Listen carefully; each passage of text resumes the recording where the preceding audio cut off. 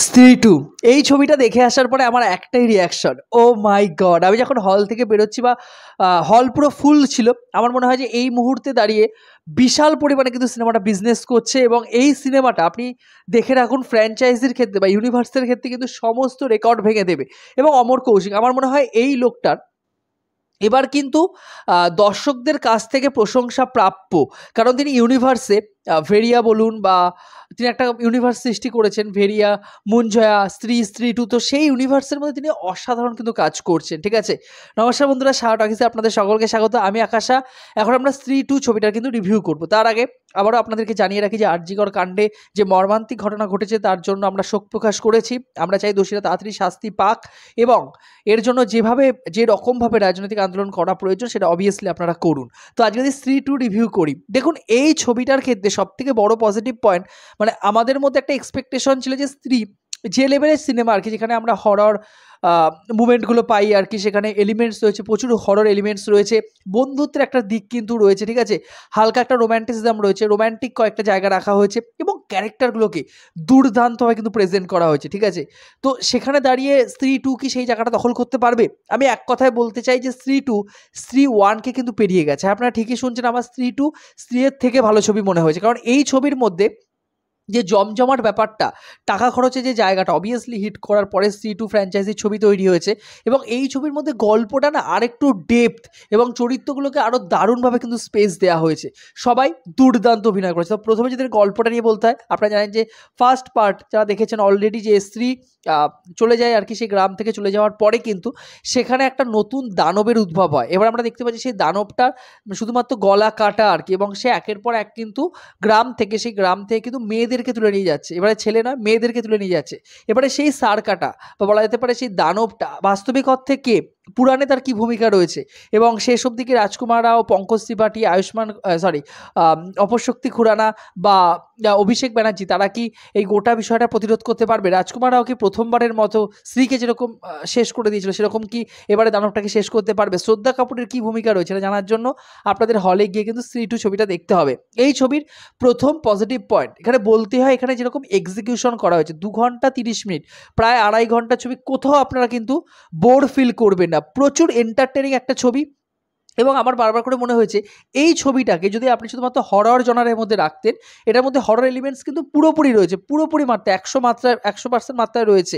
যদি শুধুমাত্র হরর ছবি হতো, তাহলে না ছবির চিত্রটা একটা ফ্ল্যাট যেত, চরিত্রগুলোর সাথে দর্শকরা কানেক্টই করতে পারতো না।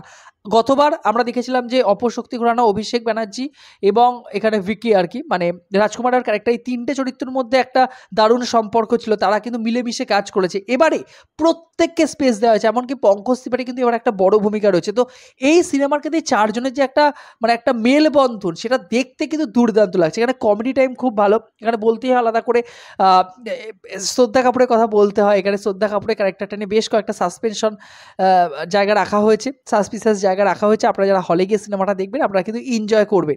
এই সিনেমার পরবর্তী পজিটিভ পয়েন্ট, আমি দেখে অবাক হয়ে গেলাম এই সিনেমার ভিএফএক্স। এখানে যেভাবে দানবটাকে তৈরি করা হয়েছে, ঠিক আছে, আরে দুর্দান্ত, জাস্ট দুর্দান্ত হয়েছে। আর এখানে সিনেমাটোগ্রাফির কাজ, ভিএফএক্সের কাজ আর সাউন্ড মেকিং, মানে বিজিএম, এই 3টে মারাত্মক। কয়েকটা গান রয়েছে, কয়েকটা গান এখন রিলিজ করেনি, যদি রিলিজ করে দেয় তাহলে কিন্তু সিনেমার মেন আকর্ষণগুলো প্রকাশ পেয়ে যাবে। একটা তো ভাইরাল সং রয়েছে, এখানে তামান্না ভাটিয়া নাচ করছে আর কি। তাছাড়া অন্যান্য যে কটা গান রয়েছে প্রত্যেকটা গান কিন্তু ভালো। তাছাড়া এখানে বিজিএম এবং আমি যেটা বললাম ভিএফএক্সের কাজ মারাত্মক, মানে আপনি কিন্তু ভয় পেতে বাধ্য, ভয়ের সাথে কিন্তু হাসিও পাবে। এখানে আপনাদের বলে রাখি যে কমেডি টাইম খুব ভালো, এবং আপনাদের এটা জানিয়ে রাখি যে এখানে কিন্তু স্ক্রিন প্লের ক্ষেত্রে একটার পর একটা সিনকে যেভাবে ডেভেলপ করা হয়েছে, দর্শক কিন্তু দারুণভাবে কানেক্ট করতে হবে গোটা সিনেমাটার সাথে।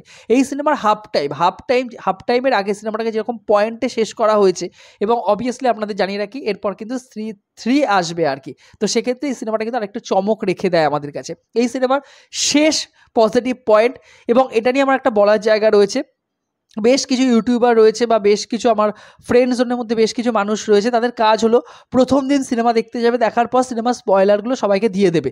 ভাই তোমরা সিনেমা দেখতে দেখতে গেছো ভালো টাকার জন্য, শুধুমাত্র টাকার জন্য। এখানে যে ক্যামিও স্পেশাল যে অ্যাপিয়ারেন্স রয়েছে বিভিন্ন অভিনেতা অভিনেত্রীদের, বা এখানে সবথেকে বড় বিষয় যে বড় কয়েকটা মুখ রয়েছে আর কি, তাদের বড় বড় ভূমিকা রয়েছে, তো সেগুলো তো দর্শক দেখার পর হলে চিৎকার করবে। যদি আপনারা দিয়েই দেন যে এ থাকছে সিনেমার ক্ষেত্রে, এর ভূমিকা এরকম, তাহলে দর্শক সেখানে মজা পাবে কোথা থেকে? এবং টিমের তরফ থেকে কিন্তু বারবার করে বলা হয়েছিল সিনেমা রিলিজের আগে যে এরকম ধরনের সাসপেনশন যে মুহূর্তগুলো রয়েছে আর কি, সাসপিসিয়াস যে মুহূর্তগুলো রয়েছে, টান টান যে মুহূর্ত রয়েছে, এখানে থ্রিল যে মুভমেন্টগুলো রয়েছে, সেগুলো কোনোভাবেই কিন্তু সোশ্যাল মিডিয়া পোস্ট করবেন না, কিন্তু এরা সেগুলো পোস্ট করে টাকা ইনকাম করছে। আমি বলতে চাই আপনারা হলে গিয়ে সিনেমা দেখুন, কোনো রকম এখন রিভিউ দেখার প্রয়োজন নেই। সিনেমা দেখার পর আপনারা কিন্তু অবভিয়াসলি রিভিউ চেক করতে পারেন। এখানে প্রচুর প্রচুর টুইস্ট অ্যান্ড টার্নস রয়েছে, এবং সিনেমার পোস্ট ক্রেডিট সিন যেটা রাখা হয়েছে দুর্দান্ত লেগেছে। এবার এই সিনেমার যে নেগেটিভ পয়েন্ট বলি, দেখুন এই সিনেমা আলাদা করে নেগেটিভ পয়েন্ট আমার মনে হয়নি। কিছু সিন আমার মনে হয়েছে রিপিটেডলি রয়েছে আর কি, মানে বন্ধুদের কিছু সিন রয়েছে যেগুলো একটার পর একটা মনে হয়েছে যে না থাকলে হয়তো সিনেমাটাকে আরেকটু যদি ছোট করা যেত আর কি।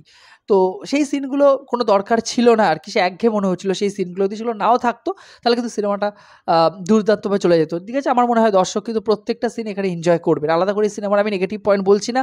আপনারা হলে যান, পপকর্ন নিন, কোল্ড ড্রিঙ্কস নিন, ফ্যামিলির সাথে জাস্ট এনজয় করবেন, তারপর হল থেকে কিন্তু হাসি মুখে বেরিয়ে আসবেন। আপনারা যদি স্ত্রী 2 দেখে থাকেন, আপনাদের কেমন লেগেছে অবভিয়াসলি আমার কমেন্ট বক্সে জানাবেন।